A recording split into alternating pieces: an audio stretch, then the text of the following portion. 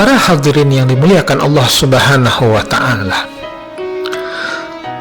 perjalanan Isra Mi'raj ini merupakan bentuk kecintaan Allah Subhanahu wa Ta'ala kepada kekasihnya, baginda Rasulullah Sallallahu Alaihi Wasallam. Sebuah perjalanan melintasi berbagai dimensi waktu yang sangat mengagumkan di luar nalar batas logika manusia biasa.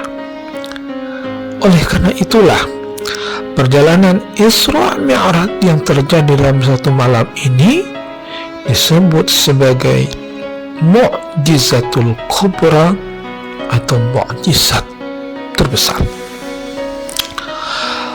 Perjalanan Isra dan Mi'raj paling tidak melalui 3 dimensi alam, yaitu alam nur atau orang barat bilang light dimension, yang kedua alam malakut angelic dimension, dan yang ketiga adalah alam lahut atau God dimension. Apa yang dimaksud dengan 3 alam yang kita sebut tadi? Nah, yang pertama, alam nur. Kapan terjadinya? Terjadinya alam nur ini pada saat proses perjalanan Isra Rasulullah dari Masjidil Haram di kota Mekah menuju Masjidil Aqsa di Palestina.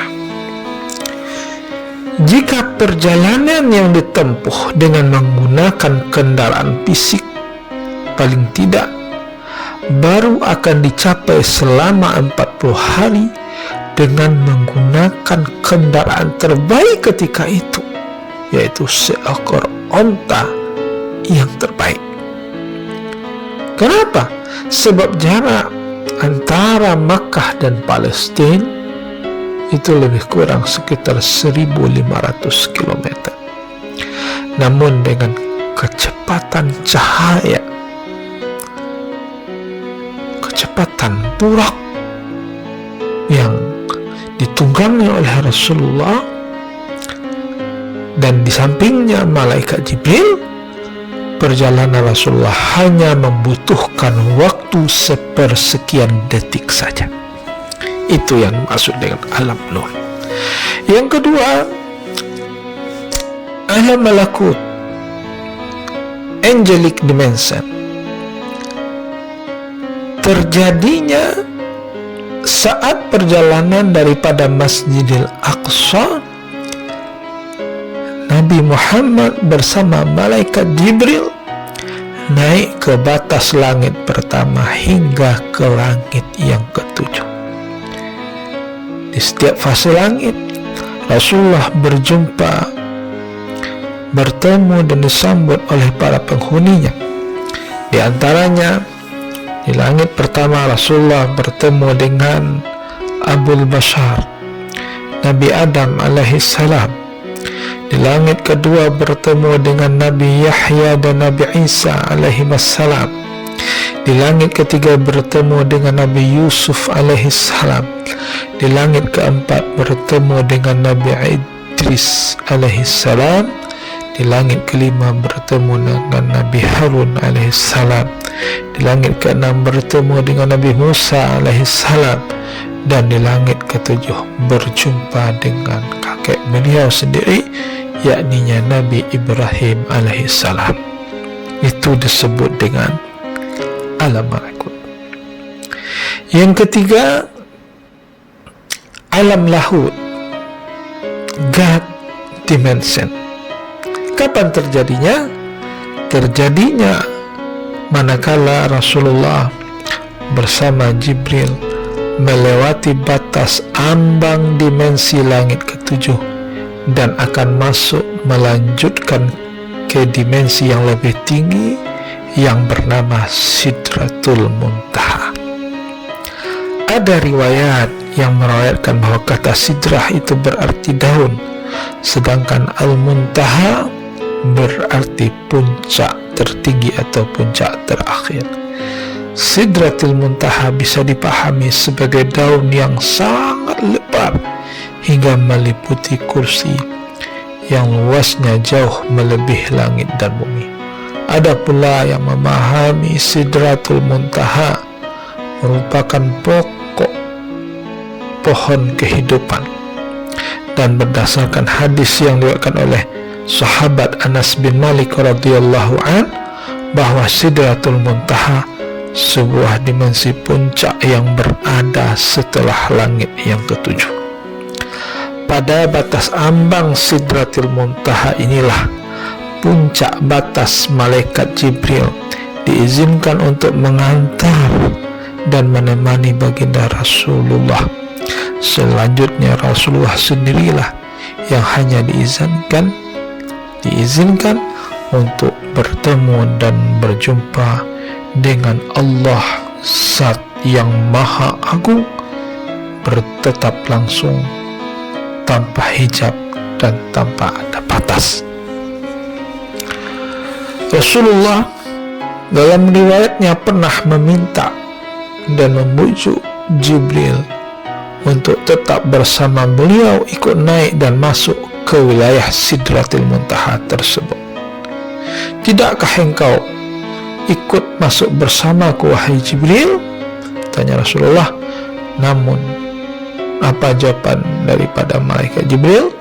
Aku hanya diizinkan mengantarkan engkau sampai di sini saja, duhai Rasulullah. Sekiranya aku paksakan untuk tetap masuk, niscaya batang tubuhku akan terbakar dan melebur sirna. Akhirnya hanya Rasulullah sendiri yang diizinkan untuk naik menembus wilayah Sidratul Muntaha tersebut tanpa seorang pun yang pernah diizinkan masuk kecuali hanya satu-satunya baginda Rasulullah. Hal ini sesuai dengan maqam dan derajatnya yang lebih tinggi, melebihi maqam para malaikat dan para nabi dan rasul yang lain. Sebagaimana yang disebutkan oleh Imam Al-Busiri dalam qasidah burdahnya, faqan nabiyyin fi khalqin wa fi khulqin wa lam yadanuhu fi ilmin wala karam. Maqam Nabi mengungguli para nabi dalam bentuk penciptaan dan akhlak, tiada tertandingi dalam hal ilmu dan kemuliaan. Di sanalah Rasulullah menghadap Allah Jalla Jalaluh yang bersifat laisa kamitslihi syai'un wa huwas samiul basir. Allah menghadap, Rasulullah berjumpa menghadap Allah, melihat tanpa hijab dan tanpa batas dengan cara laisa kamitslihi syai', sesuatu yang tidak bisa digambarkan dengan otak kita, dengan pikiran kita, dengan hati kita. Hanya Allah dan Nabi yang tahu bagaimana caranya. Di sanalah Rasulullah mengucapkan tahiyat salam, at-tahiyatul mubarakatus salawatut thayyibatu lillah. Di sanalah Rasulullah menerima perintah untuk menunaikan salat sebanyak 50 waktu, kewajiban untuk Nabi dan kewajiban untuk seluruh umatnya, sebagaimana yang telah diriwayatkan oleh Imam Al-Bukhari dan Imam Muslim di dalam sahihnya, yang mana intisari daripada tersebut bagaimana ketika Allah memerintahkan kepada Nabi untuk melaksanakan salat sebanyak 50 waktu, Nabi menerimanya, kemudian Nabi turun ke langit ke-7, ke langit ke-6, sampai di langit ke-6 berjumpa dengan Nabi Musa, dan Nabi Musa meminta kepada Rasulullah untuk bernegosiasi kepada Allah, meminta pengurangan jumlah kewajiban salat dengan alasan yang terlalu memberatkan bagi umat Rasulullah di akhir zaman. Kata Nabi Musa alaihi salam kepada Nabi Muhammad, Allah pun kurangi menjadi 40 waktu daripada semulanya 50 waktu. Lalu diminta lagi pengurangan. Ketika bertemu dengan Nabi Musa bertanya berapa, dikurangkan oleh Allah. Maka Nabi Musa meminta kepada Nabi Muhammad, wahai Muhammad, menghadap Allah lagi, minta lagi kurang, karena umatmu niscaya tidak akan mampu. Sampai Nabi berbolak-balik hingga 5 kali dan hanya tersisa 5 waktu. Dan ini pun masih diminta oleh Nabi Musa supaya minta menghadap Allah lagi supaya dikurangkan. Namun akhirnya Rasulullah merasa malu dan tidak mampu lagi untuk meminta kurang kepada Allah.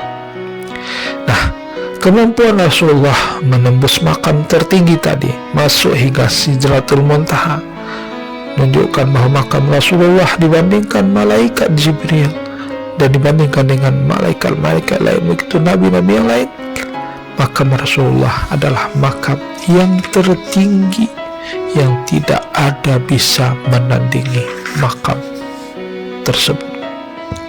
Nah, apa pula hikmahnya? Ulama juga mengatakan, kenapa Nabi Musa berulang kali minta Rasulullah agar berbolak-balik ke Sidratil Muntaha?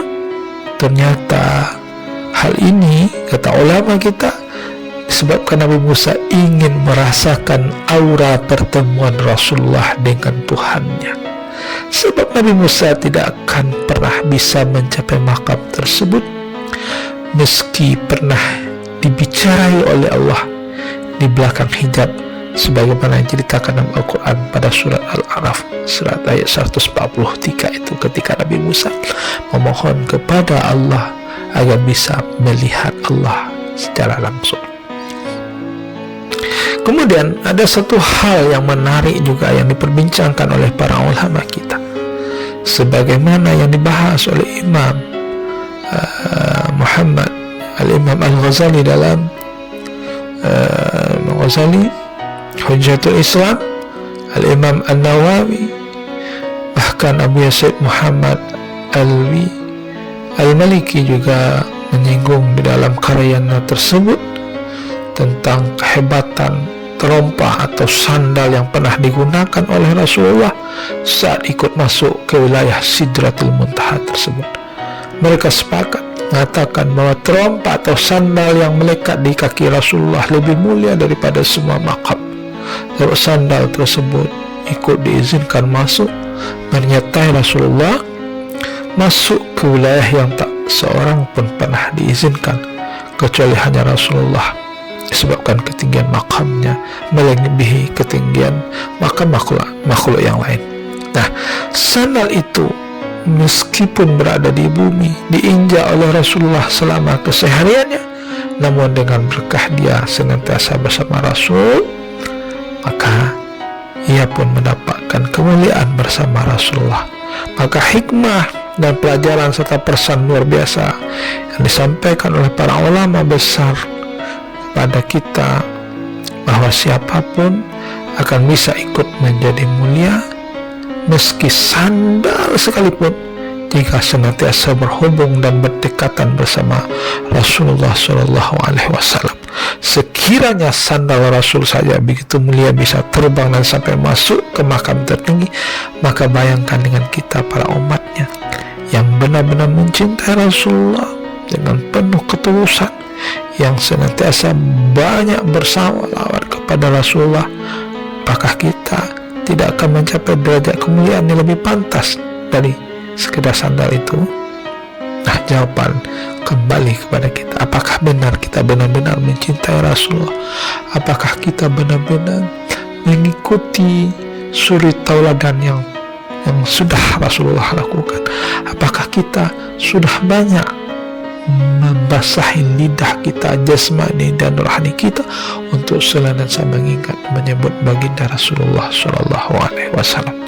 Maka marilah kita memperbanyak membaca sholawat sebagai bukti kecintaan serta kerinduan kita kepada Sayyidul Wujud, baginda Al-Mustafa Rasulullah SAW, dengan harapan sholawat itulah yang akan kelak menyampaikan kita kepada maqam usul ilallah, derajat ma'rifat kepada Allah Subhanahu wa ta'ala. Allahumma salli wa sallim ala Sayyidina Muhammadin sahibi taji wal mi'raj wal buraki wal alam wa dafi'il bala'i wal waba'i wal maradi wal alam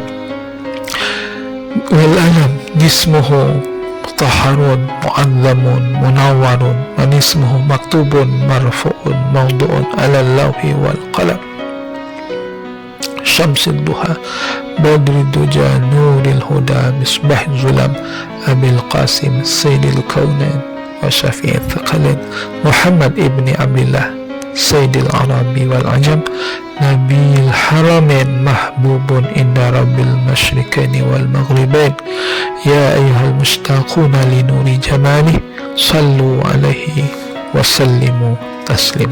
Terakhir sebelum kita tutup, banyak sebenarnya hikmah-hikmah yang bisa kita ambil dari kisah Isra dan Mi'rajnya Rasulullah SAW. Di antaranya, wajib bagi kita mengimani adanya qudrat dan iradat Allah dalam bentuk mukjizat yang terjadi terhadap Rasulullah SAW, bahwa adanya alam akhirat selain daripada alam dunia. Dalam perjalanan kita memerlukan guru yang menuntun kita ke tujuan untuk bisa wusul kepada Allah.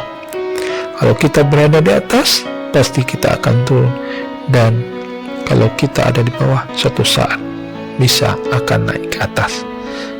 Terakhir, selama ada usaha untuk menuju Allah, untuk berjumpa dengan Allah, mendapatkan ridha Allah, bisa wusul dan makrifat kepada Allah, selagi masih ada usaha dan ikhtiar, pasti cepat atau lambat kita akan bisa menemui Allah, bermakrifat kepada Allah.